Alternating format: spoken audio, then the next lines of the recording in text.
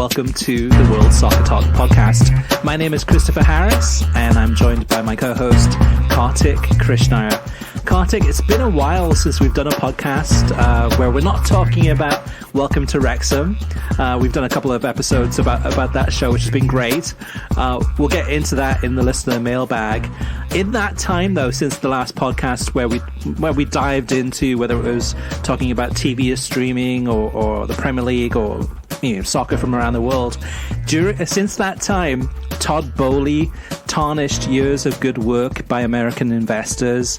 Gary Neville replied that US investors are a clear and present danger.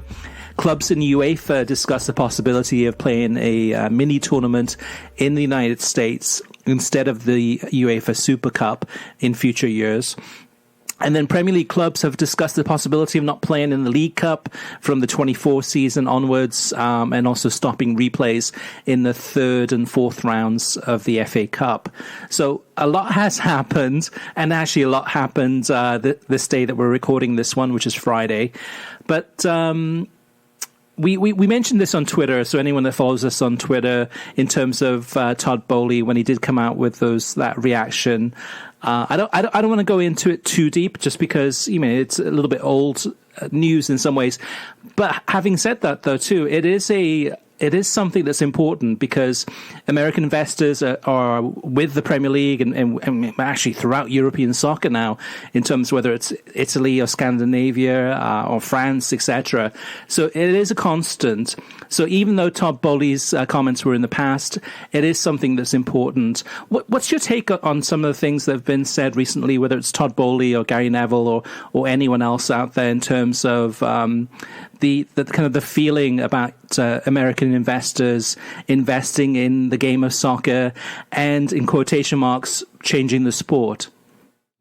Yeah, there's a lot of fear out there. I know the situation at Burnley pretty well, and that's sort of a template that fans are concerned other American owners are going to follow. So let's review that. Burnley is a Premier League club a year and a half ago when they're bought, or closer to 2 years now. They are in no debt. They're impeccably well run, as I think everybody who listens to this podcast knows. There's a reason why they were punching above their weight in terms of performances. And effectively a private equity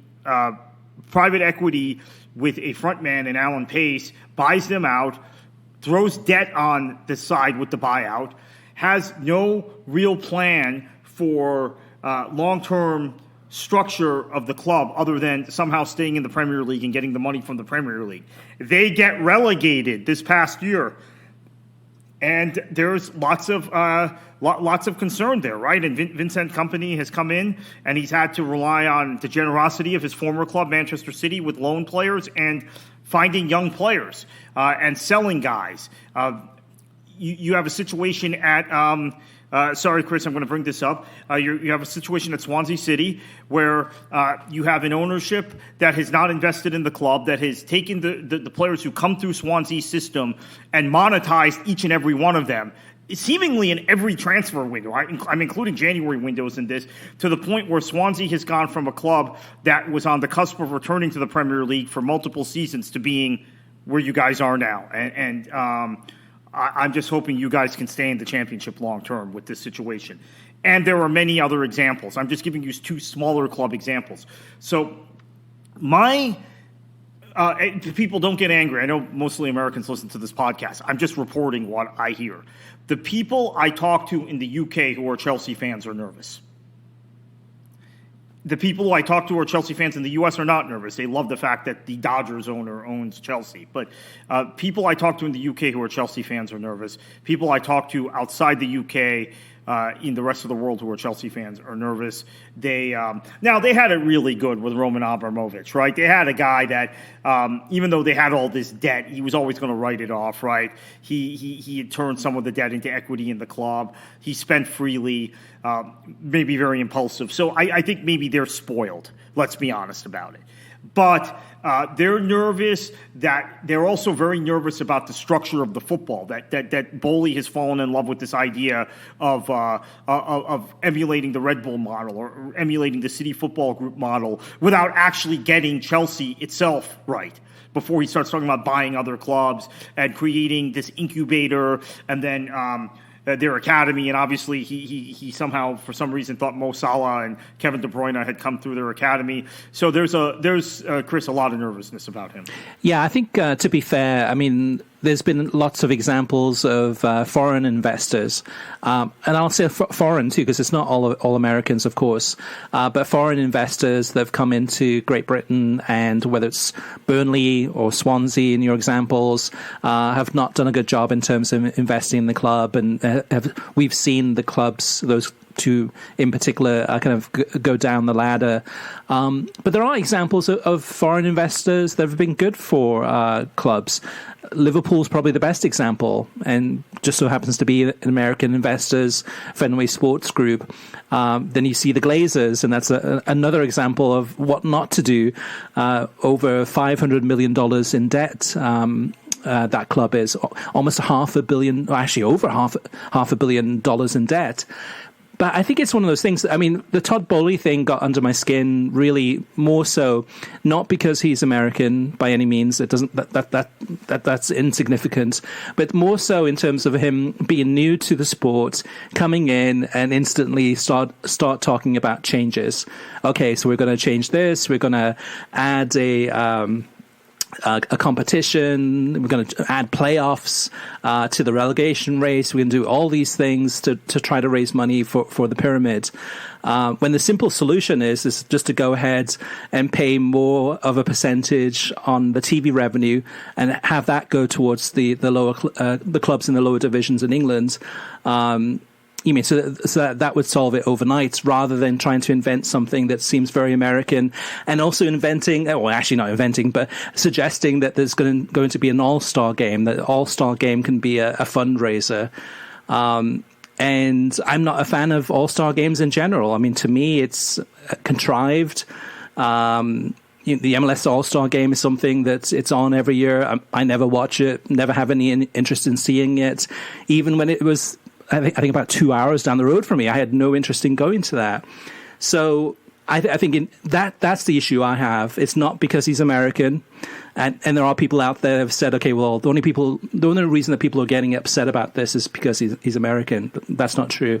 It's just somebody new coming in, not knowing the sport, not knowing the culture, and making these suggestions. But I think foreign investment is good, and I'm sure there's going to be ideas that come up that could work, that could be something that makes sense.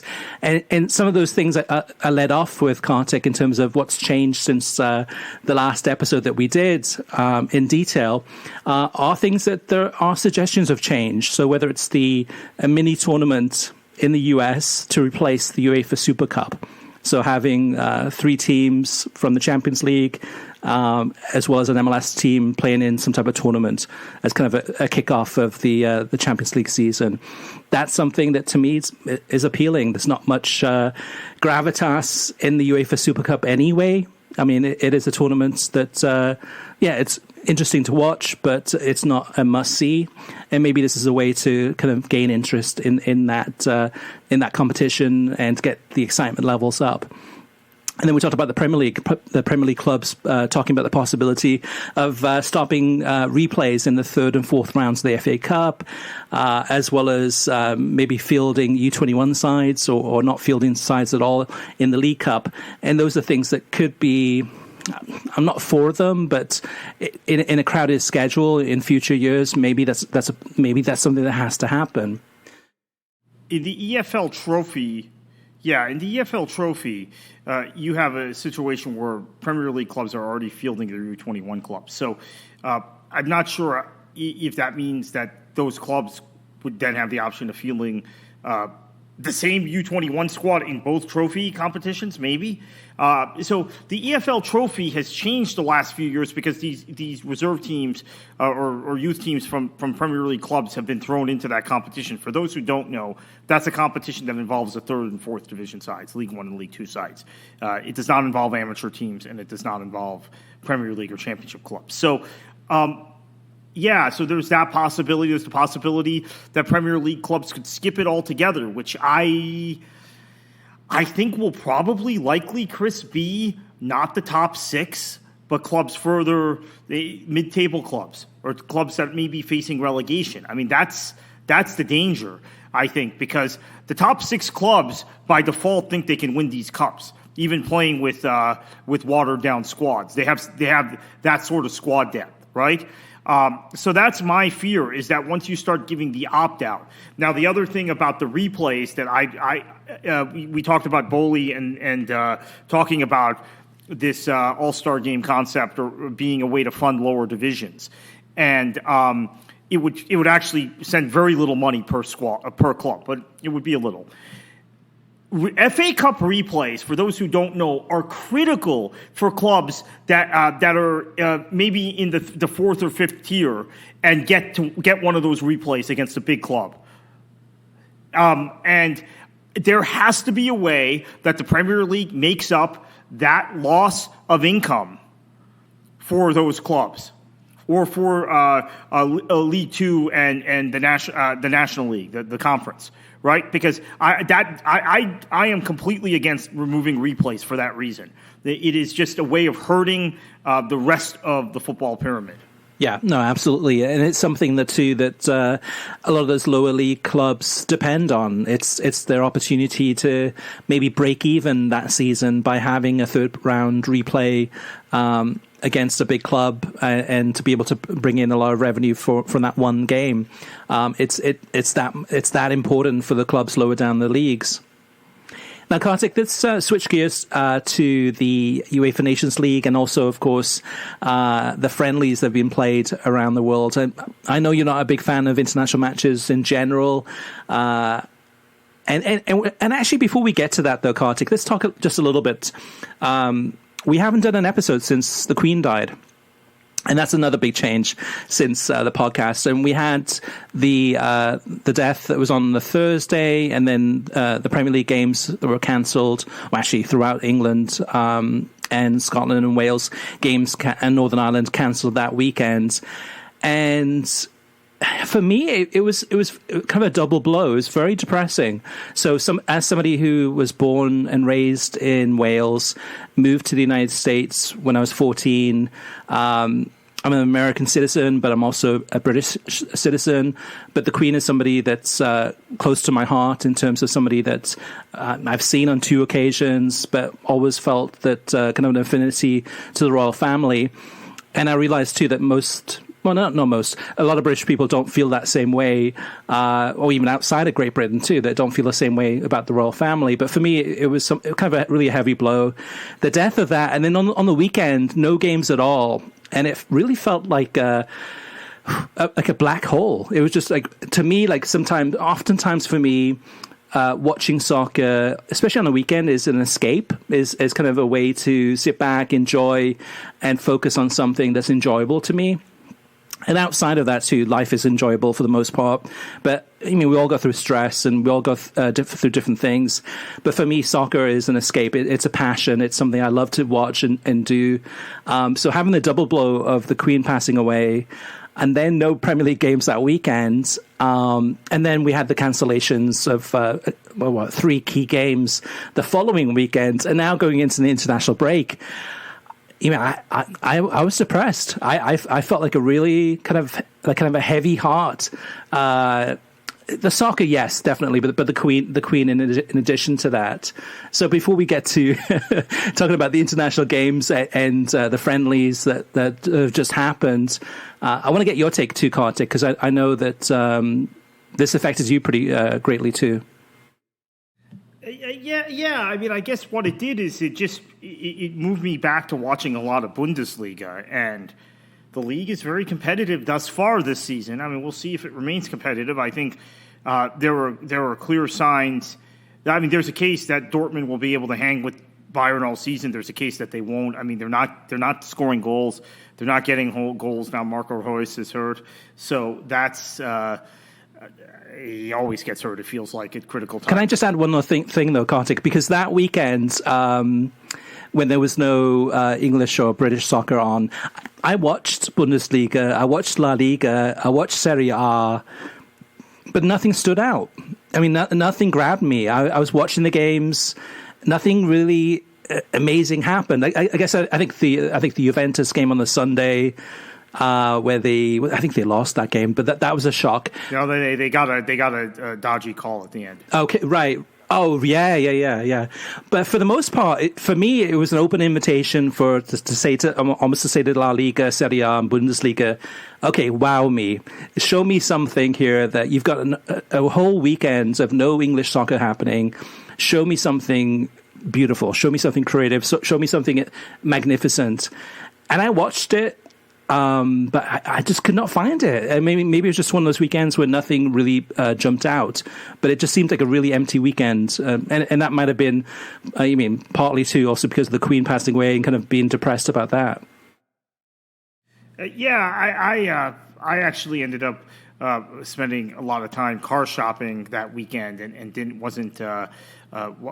get to watch as much football as I would have liked. And the car shopping was a direct result of there being no Premier League or Championship. So it was the weekend to do it, actually, as it turns out, and some other factors with my other car having problems. But last weekend, with most of the big six not playing in the Premier League, the Bundesliga was pretty compelling, and I think the case for Dortmund hanging revolves around the fact that they have three very good center backs. In fact, their fourth center back they jettisoned to Manchester City, and he's starting for the reigning Premier League champions. So that kind of tells you how good I think Dortmund's center back options are. But they have shipped goals in rapid fashion, right? They've conceded 7 goals in this season, but in 2 of the matches they conceded 3 goals in rapid succession, right? And in the Bremen game we all remember.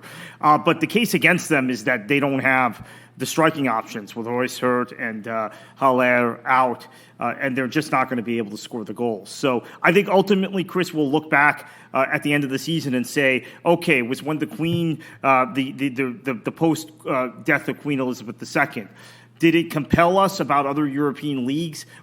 I think that's going to be based on whether the Bundesliga remains competitive or not, or at least from my perspective, it's going to be based on that. If in March Bayern are 8 points ahead or 10 points ahead like they usually are, then it'll be like, okay, those were 2 wasted weekends. Yeah, it helps definitely that Bayern Munich is stumbling right now. They're going through a tough patch of not winning a lot of games, so it does make the Bundesliga more interesting, and of course Union Berlin doing so well too at the top. So there is interest, and it's something that I don't dislike the Bundesliga. I do like the league. It's just I'm waiting to be just like I don't know, swept off my feet, like to see something that really pulls me in, that speaks to me. But I think if Bayern is ever not going to win the league, it's going to have to be a team like the way Dortmund is playing this year, which is very conservative, winning matches 1-0. They have tons of the ball, right? They have 65% possession in every game, but they're not the Dortmund of old that was kind of swashbuckling, but then shipping goals at the other end in games were 4-3, 3-2. I think you have to be efficient and grind out a lot of 1-0. So because of that, it's probably not going to grab the neutrals, unfortunately. Right. It's going to be an efficient team that knocks them off. Yeah, it's more pragmatic, and it's amazing too, like how poor Dortmund was in the beginning of the season, and how good Bayern Munich was. And then pretty quickly the season changed where Dortmund are getting the results. Nothing really spectacular in terms of entertainment. And then Bayern Munich is stumbling, and then Union Berlin are doing really well at the top.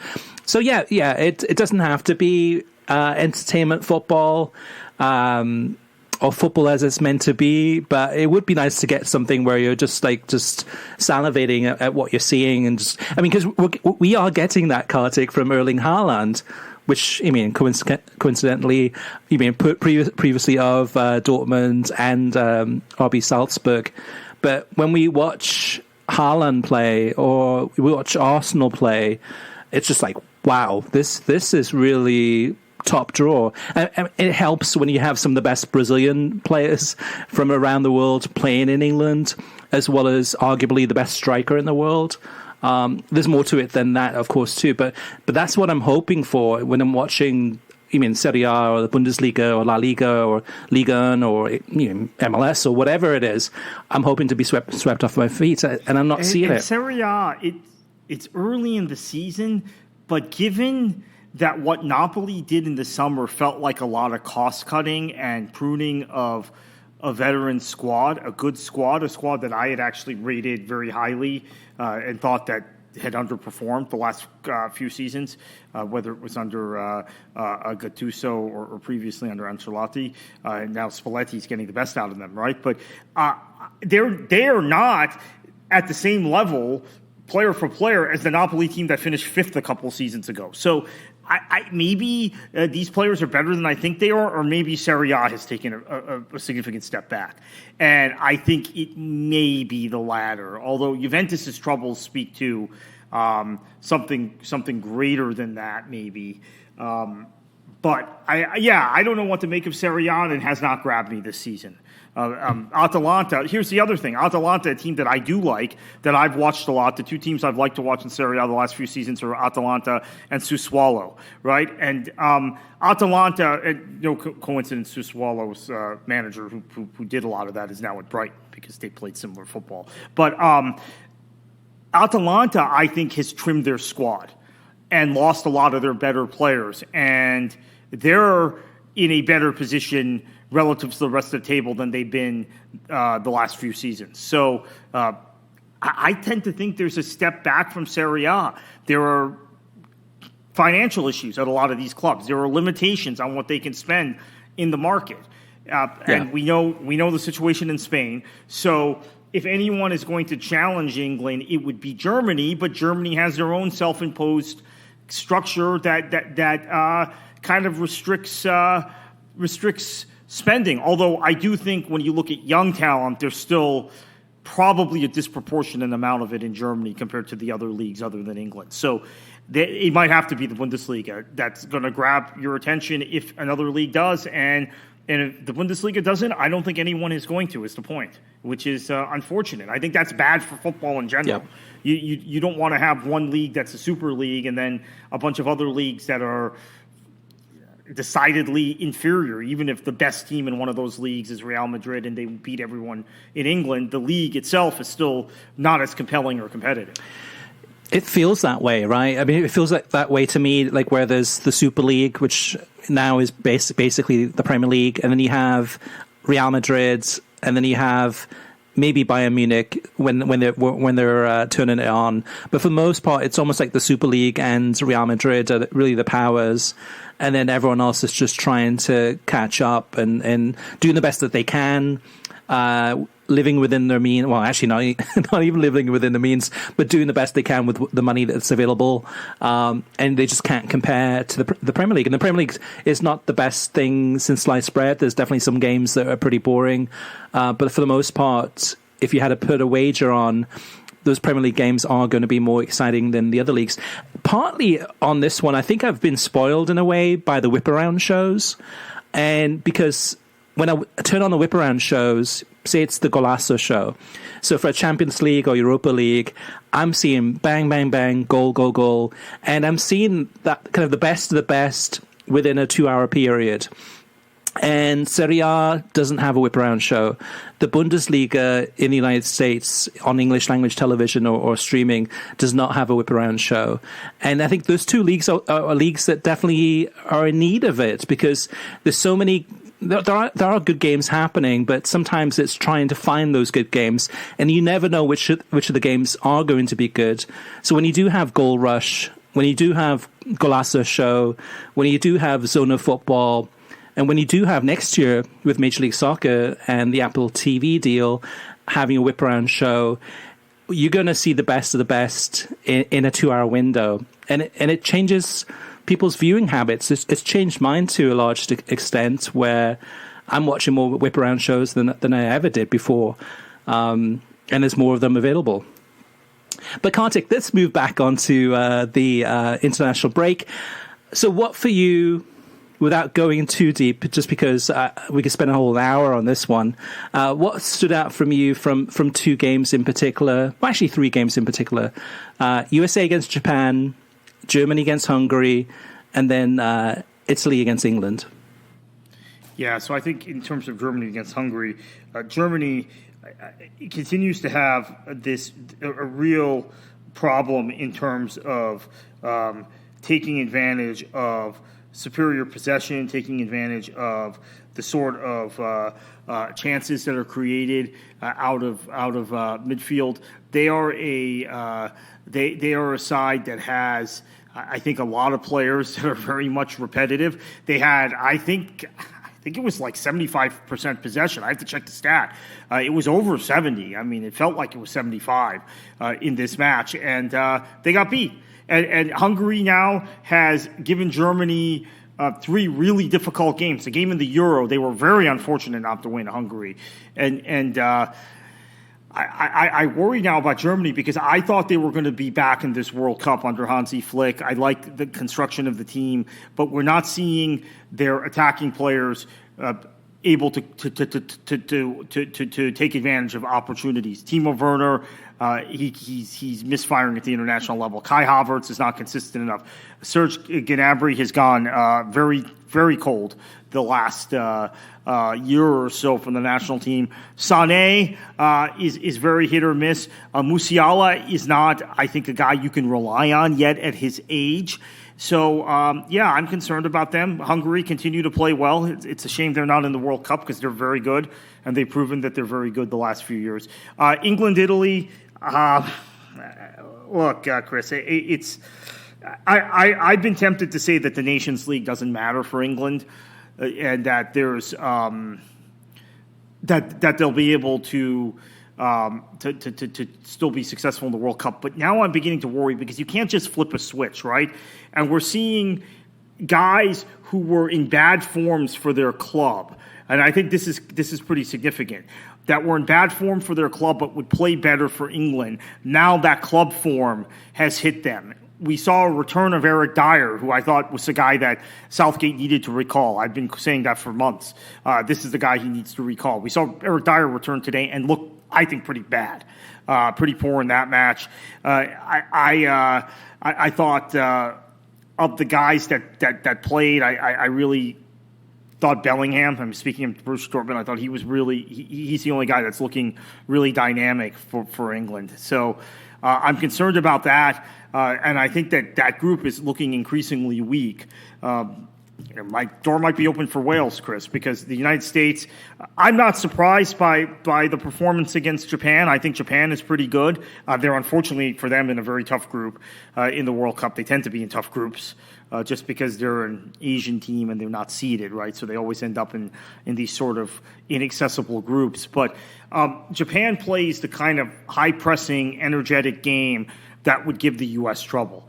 And the game went pretty much as I expected it to. I think the U.S. has been overrated by a lot of pundits. They're a young team, and I will say this. I know this is going to get a lot of people angry. I think the United States qualifying for the World Cup is an accomplishment with the side they have. With a team that doesn't have any real veteran leaders, doesn't have guys who had even been through World Cup qualifying before, let alone a World Cup itself. The only guy that had played significant minutes in World Cup qualifying was Pulisic, right, of this young core. Weston McKennie was a guy that Arena has subsequently said, I was going to take him to the 2018 World Cup. In fact, Arena said it before the 2018 World Cup. After he got fired, he said, I just didn't think McKennie was too young to qualify with, but I was going to put him on the roster for the friendlies and for Russia. So McKennie was on the periphery, but he wasn't in the side yet. The rest of the team is new. And you can quibble with Berhalter's selections, right? I don't understand why he won't pick Tim Ream. I don't understand why he won't pick Sebastian Lletget, who has been okay this year after he moved from New England to Dallas, right? I don't understand. I don't know the John Brooks situation. There's obviously something very deep going on there that he won't pick him.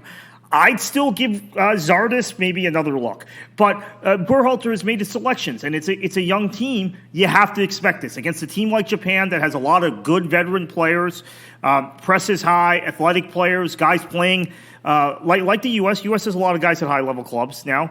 Japan has a lot of guys at high-level clubs. It didn't surprise me. So I'm not freaking out like everybody else is on social media. I think that this was pretty predictable. And the U.S. will probably beat Saudi Arabia and look as good against Saudi Arabia as they looked bad against Japan. That's just, again, relative to the opposition, even though I know Saudi Arabia actually had a really good qualifying. I think they finished ahead of Japan in qualifying. But Japan is a better team, right? Japan is a team that has been built through the years in a way that the United States should have been built. So this is my last thought, Chris. I don't know if you don't follow me on Twitter or haven't followed me for a long time, you may not know this. The Japanese program is the program that I've consistently compared the U.S. program to for the last 15 years, saying, okay, they started in a similar point, similar like industrialized, wealthy nation, right? Football, clearly not the first sport in Japan. Right? I mean, they're baseball also, like the U.S., although I guess the U.S. is now American football. But anyway, it's not the first sport. But they had a federation that wanted to go out and learn. They had a federation that wanted to tap the best knowledge of people from around the world, bring them to Japan, even some foreign managers. Zaccaroni managed the Japanese national team for a while. Javier Aguirre managed the Japanese national team for a while. Kartik, they wanted to. But who did they hire? Do you remember?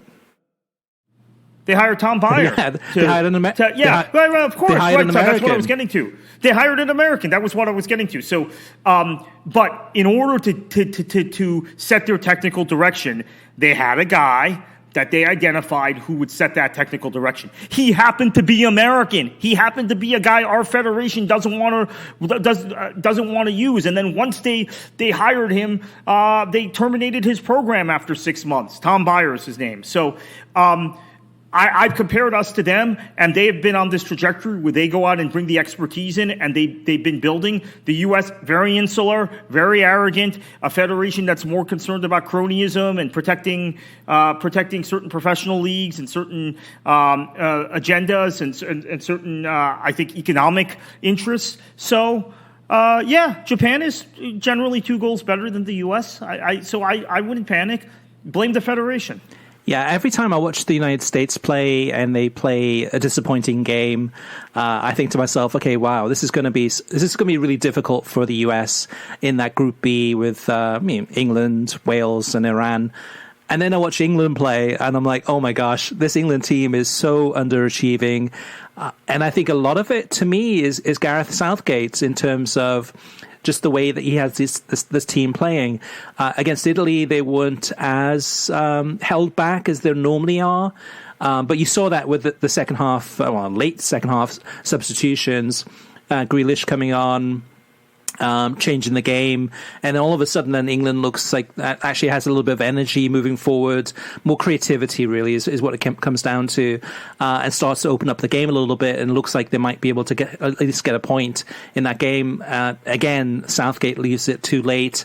So to me, Southgate is the main issue. I mean, there's definitely selection issues in terms of some of the players in the squads, trying to figure out what the best team is. Some question marks about defense in terms of centre-back position, like who's going to be there. Maguire may not be the best fit. He's still going through a whole transition phase where his confidence is shot. And then Eric Dyer with a great chance to show his worth today on Friday, but didn't really come through. So with the US, though, too, I mean, and then Wales. So Wales, to me, is inconsistent at times. They look amazing. At other times, they're making some kind of schoolboy errors. So Wales, it's hard to know which one will turn up. This could be a team that could go win the first game against the United States, and then draw against England, and then beat Iran and go through the group pretty comfortably. Or it could be a team that could go into this group and lose all 3 games. You never know. And then Iran flying under the radar. And Iran's definitely a team not to underestimate by any means. So when I do see the US perform badly, or definitely below their expectations of the expectations of what we kind of feel that they're at, even against a really good Japan side, I look at the other teams and think, okay, well, maybe this group's wide open. Group B, there's no and when you mention Iran, I have to mention to advance, given how England is playing right now. When you mention Iran, also, Chris, I have to mention on the subject of Tom Byer, another guy the U.S. had tapped the expertise of. Tom Byer, they didn't, right? They gave him 6 months, and they said, this isn't working, because they're always concerned about economics, right? Everything's about money with the U.S. Soccer Federation. They had Carlos Queiroz draw up this fantastic report, which they never implemented. They implemented maybe 15% of it. I have to go find the report. I have it somewhere. But Carlos Queiroz had outlined a vision for that would make the U.S. competitive in terms of competing for high honors, World Cups, et cetera, down the road. Realistically by 2014, 2018, completely ignored. Carlos Queiroz, I believe, has just come back and taken the Iranian head coaching job again. I believe so. Yeah. So he's a guy that knows the U.S. He's a guy who knows how to beat the U.S. He knows the flaws in their system. So the U.S. is going into, I think, a difficult group. Now, England is not playing particularly well. Wales, you could speak more about them, Chris, but I think I like the wide play from Wales. I think Dan James, Brennan Johnson. You have. Maybe, I know I threw this out to you on Twitter, maybe David Brooks is back. He's back training now with Bournemouth. It's probably unlikely, right? But you've got a lot of good wide options. You can always play Bale wide. I like the team with Kiefer Moore up top. They're not going to do to the U.S. what Japan did today. They're not going to suffocate them in terms of when the U.S. plays out of the back. But I do think they have the ability when if the U.S. doesn't retain possession, to move the ball quickly against the U.S. And with Kiefer Moore's strength in the air, combined with Brendan Johnson, Dan James making forward runs, I think that they have a great chance to beat the U.S. Now, I do think the central midfield situation for Wales is questionable, right? An aging central midfield. And at the back, I think it's pretty good. Look, I think it's really helped this year to see Ben Davies play that left center back position for Spurs, right? That also gives Rob Page another option on what to do with the Welsh back line, and has made Davies probably more versatile. So I like Wales. I'm concerned about the central midfield, but I think the U.S. could very easily lose that game. What I would say, though, too, Kartik, before, just a couple of minutes ago, you did mention some of the crazy analysis that's out there in terms of mostly from U.S. soccer journalists or media people. And part of it, though, too, I think this is important for listeners to know, is part of this is in terms of the World Cup, it is in the business interests of everyone at Fox, at Telemundo, and anyone that's really kind of into making money off the U.S. men's national team doing well in the World Cup. It's in the interest of everyone in those circles to go ahead and paint a positive picture and say that, the U.S. has a really good chance of getting into the second round, or as some of the pundits were saying in the last 24 hours, that, Wales is beatable. Wales is the team that the U.S. will be able to come up against, and it's a good fit for the United States to go ahead and beat Wales and move through. And you know how it is, Kartik. When it comes down to it, I mean, anything could happen in the game. Yes, the US could win. Yes, Wales could win. Yes, it could be a draw. But I think we have to remember, too, that oftentimes, too, people are thinking in terms of what's in the best interest of, say, Fox Sports or Telemundo or whoever it may be, thinking that or wanting that the US to go far. Because if they go far, then they make more money. You mean in terms of the broadcasters or the media companies? And if the U.S. exits in the first round, we've seen this, Kartik. There's so many Americans that completely stop watching. Americans will, when I say Americans, some casual soccer fans will only watch the World Cup for for as far as the US goes. Once the US is out, they'll stop watching. Now, you'll get some casuals that will go on and will fall in love with the sport. We'll go ahead and watch all the other games too. Not all, but watch the World Cup final and see those other stories. But a lot of it in the United States is based on how well the US team does. So it's in the best interest of pundits at Fox or Telemundo or elsewhere to talk positively about the US and say, okay, this is great. They've got really good chances of progressing through this tournament. And who knows? I mean, we've seen some US soccer journalists say that, who knows, maybe they can win it. All right, let's move on to TV streaming news. And actually, I'll go first on this one, Kartik. And that is F1. F1, Formula One, has had massive success around the world, particularly in the United States. And a lot of that has been because of the documentary series that they've had on Netflix. Well, this week, Netflix has been in discussions with the Premier League. They want to go ahead and do a similar documentary series about the Premier League. And Kartik, we've seen this. I think you've seen it too, I think. But there's a lot of people out there that fell in love with F1 because of the Netflix series. And they started watching it. They had no interest in Formula One or Grand Prix. Watched that series, and it hooked them so much that they went ahead and started watching F1 races on Sundays. I wonder, with the Premier League, if you're a producer at Netflix, are there stories, are there things that are going to be interesting, that's going to attract people to watch the Premier League based on a documentary series? Do you think there's enough there to make it a success? Yeah, absolutely. I think this is going to be great for the Premier League if this happens. And I think it'll boost the popularity in the U.S. Tremendously. So I'm not really in the Netflix ecosystem, but a lot of people watch Netflix and don't watch other streaming services. It really surprises me to learn that. So I think to observe that, I think it's going to be great if it happens. Yeah, and then the last piece of news is, I'm not sure how closely you've been monitoring this, Kartik. There's been a lot going on in the world in the last few weeks, both in sports and politics. But have you heard these rumors about Warner Brothers-Discovery and NBC? Yeah, so actually, because of the situation at CNN, I've been in more conversations about Discovery in general and people's opinions of the Discovery-Warner merger and how that's affecting the editorial direction at CNN than I'd like, right? I'm just a lot of the people that are in my circle are talking about this constantly. So it actually probably came on my radar before everyone else's, this talk of a merger between NBCUniversal and the Discovery Warner, the combined Warner Discovery company, and it would be a juggernaut in terms of sports. And then I think what it also does is that the thing that I'm hearing from the people I've talked to about Discovery or Warner Discovery now, but the Discovery.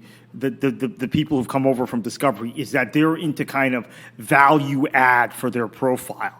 Okay, they know certain properties don't make them money.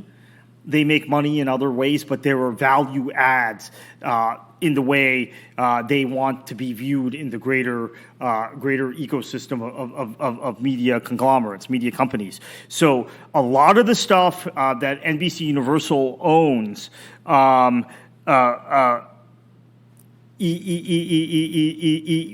being merged with this would be really, really interesting. And so you would also be in this position where you're kind of combining streaming services. And there's been kind of stop-starts with Warner Discovery with their streaming services. Now, actually this weekend, as we're recording this on Friday the 23rd, this weekend, HBO Max is getting a bunch of new programs and features through this merger. Now, Chris, this is interesting because my understanding was that they were going to merge everything into Discovery Plus, but they're still adding things to HBO Max. Maybe that's the way they make a merger or making one thing more seamless. But maybe they're keeping separate. They're going to do some things separately, and then if you get the Universal library, right, to add to the Warner Media library, those two huge film studios, historic studios in Hollywood, then that's another value add. So the whole, I would just say this to the listeners: keep an eye on Warner Discovery. They're just doing a lot of different interesting things, and they're constantly popping up on my radar for that reason. Yeah, so a Comcast Warner Brothers Discovery deal would combine the film and TV libraries of Universal and Warner Brothers, but Comcast would also inherit a large package of live sports to boost its already impressive NBC Sports lineup. So for soccer fans, what this could mean if this goes through is that you would get, maybe say through Peacock or through NBC Sports, you would get the Premier League as you do now, but you'd also get U.S. women's national team games and U.S. men's national team games, and then U.S. Open Cup, because Turner Sports have those rights, which falls under the Warner Brothers side of things. So that's a possibility in terms of soccer. That's the type of things we could be seeing. And I think in many ways too, having a Warner Discovery merging with Comcast, they're really doing battle with Disney. I mean, that's the big player here as far as like there's Disney and there's Paramount. So these both Disney and Paramount are building these large empires, a lot of it on the backs of streaming. And then you've got Warner Brothers Discovery, who've merged, and then you've got NBC Universal, and NBC Universal, it's great for Premier League games, and we've seen Peacock, but combined would be a lot more powerful in terms of what they could offer. All right, let's move on to Listener Mailbag. First up is Tim, and he wants to talk to us about Welcome to Wrexham. Tim says, I think you were somewhat gushing when you were reviewing this series. It's really just the Ryan and Rob show. Their knowledge of football is basic, to say the best, and they seem in it more as a joke or a lark. Just watched episode 7. What is Wales was essentially absolute nonsense and certainly play into the worst common denominator. Let's hope they concentrate more on the football side. That's where the interest lies. And I think in many ways too that actually I like that episode where they did a kind of a deep dive into Wales, talked about the history, and then also had the other episode, which was Wide World of Sports.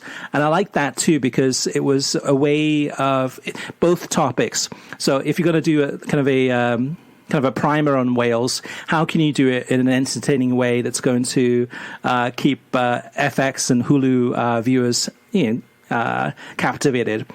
At the same time, too, if you do an episode focused on highlights, rather than just showing highlights, how do you make it interesting? Well, you had some comedy, you had the Wide World of Sports, you had the two anchors, and I think in many ways, too, it was fun watching that. The information got across in a different way than what we're used to.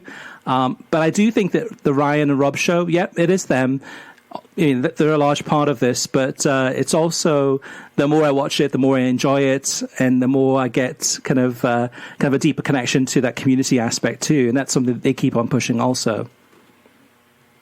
Next up, Jason R. says, I stumbled upon your podcast while looking for talk about the recent UEFA Champions League matches and really enjoyed the talk about the series Welcome to Wrexham. The conversation about Pro Rel was spot on. Without a network of connected and distinct leagues and academies to develop and supply them with players, professional sports in the States will only exist in their own silos and paradigms. I'm a lifelong player, official, coach, and fan of soccer. And even though I was born in the US, I call the game by its rightful name. There is a ball, and you move it primarily with your foot, hence football. I look forward to listening to more of the pod. Kartik, so the conversation about Pro Rel and needing a network of connected and distinct leagues is something that's, it's not there yet. Maybe it'll never be, but to me, I'm not giving up on the hope and dream of either FIFA or US Soccer Federation or some type of new federation that comes in and say, hey, let's do this the right way. Let's make this work where it is going to be attractive to viewers in the United States and not just to businessmen. Yeah, unfortunately, as someone who's worked in the game in this country for years, I'm more pessimistic now than ever, because I think that we had a window where we could have made a change, and this federation continues to be what it is. I mean, and I've already laid that out earlier in talking about the comparison with Japan on the men's national team side and their unwillingness to play by international norms, which are logical for things like player development and development of club cultures, et cetera. So, but Jason R., thank you, and really glad to have a new listener and someone as knowledgeable as you, as experienced as you in the game, listening to us. So that's fantastic. Thank you much for your feedback. And then last but not least, we have some feedback from Chris. Chris says, I recently had a discussion with some of my friends about Fox's upcoming World Cup coverage and the concerns about it. The biggest one was brought up was Fox preempting World Cup matches to FS2, especially ones on Saturdays and Sundays to show college football and NFL games on Fox and FS1. Even though I have FS2 through Fubo, many fans do not, due to cable and satellite companies still considering it a premium channel and making people pay extra. We also discussed college soccer quite extensively and its future. A few friends said that with the rise of national super conferences in college sports, the number of schools having men's programs in soccer, in addition to women's, will increase. When it comes to VAR, I've noticed that in the Premier League, it plays more of a role in affecting the outcome of matches than any other league I watch, mainly because it is used more often than, say, Major League Soccer. However, in the past few weeks, my team, Seattle, was denied an important point against Orlando because of VAR, especially the winning goal Orlando scored, which was clearly offside in my view. Last but not least, as for CBS hiring Ray Hudson, I think it's an excellent move in terms of bringing more excitement and energy to their coverage. I agree with Chris about Dre Cordero. At least CBS did not go the route Fox did with the Champions League by bringing in a commentator with a non-soccer background to replace Peter Drury, which would have been a disaster. Any thoughts on any of those comments there, Kartik, from Chris? Yeah, I mean, I tend to really agree on the Ray Hudson thing, and I think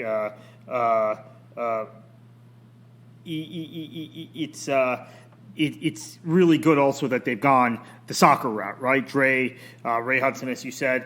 On VAR, you're absolutely right, Chris. I think the Premier League, I'm now coming around, and this is not an original theory. Stuart Robson said this first, and has stuck with it, that the Premier League likes the attention, right? They're all about the entertainment, greatest show on earth.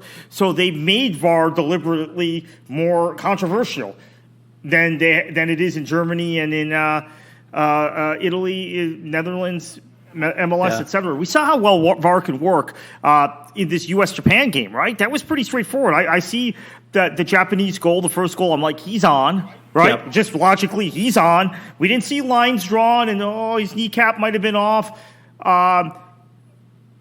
And Japan got the goal, right? Took, 30 seconds? VAR came back, okay, goal. But that's so the problem is the Premier League doesn't work it that way.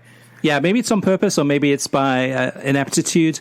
But, I mean, to me, the Premier League still does its dirty laundry in public, which is using VAR. So you see the VAR and you see them rewinding, fast forward, you see the lines coming out, and you see kind of slowly they're trying to line it up. So you're seeing it in real time. And with Major League Soccer, you don't see any of that, even though they have VAR, they're using VAR. Behind the scenes, the Bundesliga, for the most part, you don't see any of that too. They come back with a decision and say, okay, here's the evidence to show that this was onside or offside, whatever it may be. It'll be interesting to see in terms of the semi-automated offside technology. We've seen that in the Champions League so far, and it does work. However, it still doesn't fix the issue of, it can be a player that's just, a fingernail offside, and it shows the players lined up side by side, and you see, a fingernail difference in calling that offside. It doesn't fix the issue of the offside rule being outdated, in my opinion, and favoring the defender. But at least you do see that, but again, too, that's automated. It's computer technology, so you can't really blame, UEFA for that. It's IFAB. IFAB has to change the rules. But yeah, going back to what Chris said about the Premier League, it does seem to be changing outcomes of games. There have been some really controversial decisions this season thus far. And having having that dirty laundry aired in public makes it more apparent. All right, listeners, so definitely get in touch with us. Let us know what feedback you have or what questions you'd like to ask us about anything that we talked about today or anything about TV or streaming, etc. We have a few different ways you can reach us. You can reach us through Listener Mailbag, through our audio voicemail. So if you want to leave a audio voicemail, call us at 561-247-4625. Again, that's 561-247-4625. And you'll get a voicemail prompt. Just go ahead and leave that message there. Or you can reach us through email, which is web, WEB, at worldsoccertalk.com.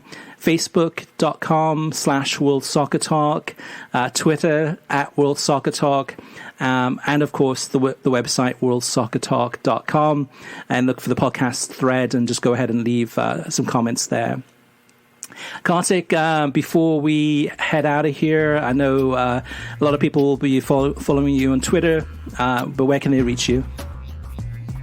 They can reach me on Twitter at KKFLA737. All right, listeners, thank you so much for listening. It's good to be back. Hopefully you're enjoying the international break. And thanks again for listening to the show.